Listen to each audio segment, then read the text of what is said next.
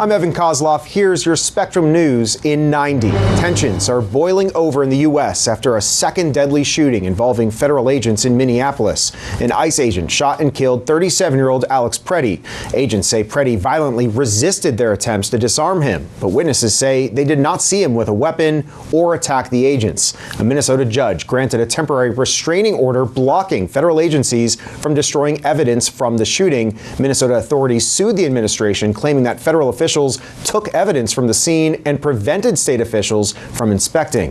Preddy was an intensive care unit nurse at a Veterans Affairs hospital. Family members say he cared deeply about people and was upset by President Donald Trump's immigration crackdown. They say he was an avid outdoorsman who loved going on adventures with his dog. His family says he had never had any interactions with law enforcement beyond a couple of traffic tickets.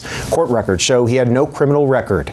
And a major winter storm is sweeping across the country. Spectrum meteorologists say heavy snow and ice is coating parts of the U.S. They say many regions are also dealing with rain. Emergency officials say travel is still difficult and will continue to be, with thousands of flights canceled and snow and ice covered roads. Hundreds of thousands of customers are also without power. That's your Spectrum News in 90.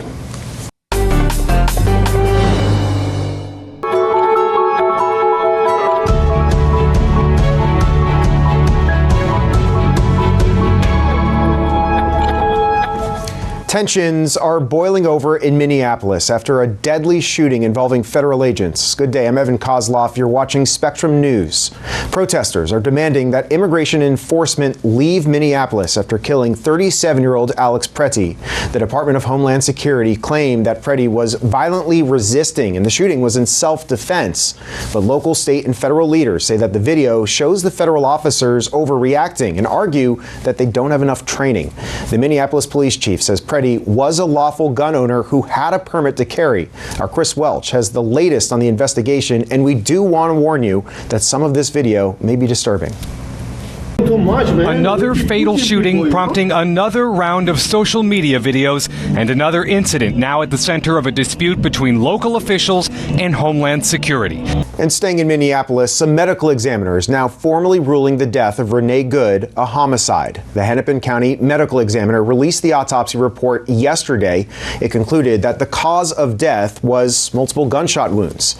ICE agent Jonathan Ross shot and killed Good in Minneapolis on January 7th. The Trump administration claims it was self-defense, but Minneapolis leaders rebuked that claim. Now to our other big story today. We're seeing major impacts from the monster winter storm that's making its way across the country. Snow and ice from Texas to New England, triggering power outages, flight cancellations, and hazardous travel.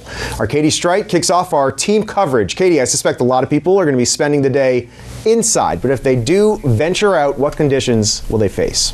Well, Evan, dangerous ice and record cold are creating major problems for travelers and putting added strain on power crews and city services. And we now continue our team coverage by turning to the expert. Spectrum meteorologist Scott Dean joins us now. Scott, what are we expecting in the coming days? Well, I tell you what, this is a massive winter storm. You can see the area that it encompasses from the northeast all the way down through the Ohio and Mississippi Valley back into Texas. These frigid temperatures can have quite an impact, especially in your home where your pipes can freeze, causing a huge mess. Our Seth Voorhees gives us some tips to help avoid that expensive repair bill. And for anyone in the path of this winter storm, download the free Spectrum News app to get the info you need if you lose power. Get real-time updates, including weather alerts during the storm. Famed American rock climber Alex Honnold has made history yet again. The 40-year-old climber scaled the Taipei 101 yesterday with no ropes or protective gear. He's the first person to ever do this. The building in Taiwan is one of the tallest skyscrapers in the world, standing at 1,667 feet. That's over 200 feet taller than the Empire State Building. How Honnold is sick.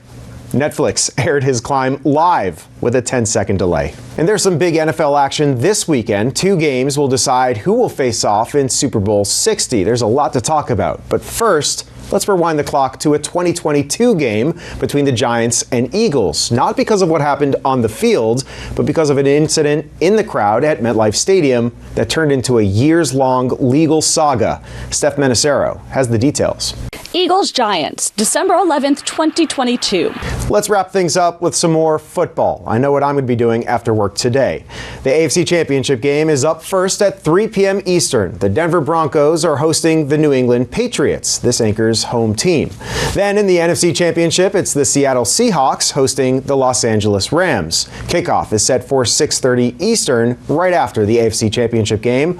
The winners will advance to the Super Bowl on February 8th. This Patriots fan will have his phone on Do Not Disturb starting at 3 p.m. I'm Evan Koslof. Thank you for watching. Your Spectrum News in 90 is coming up right after this short break. Stay with us.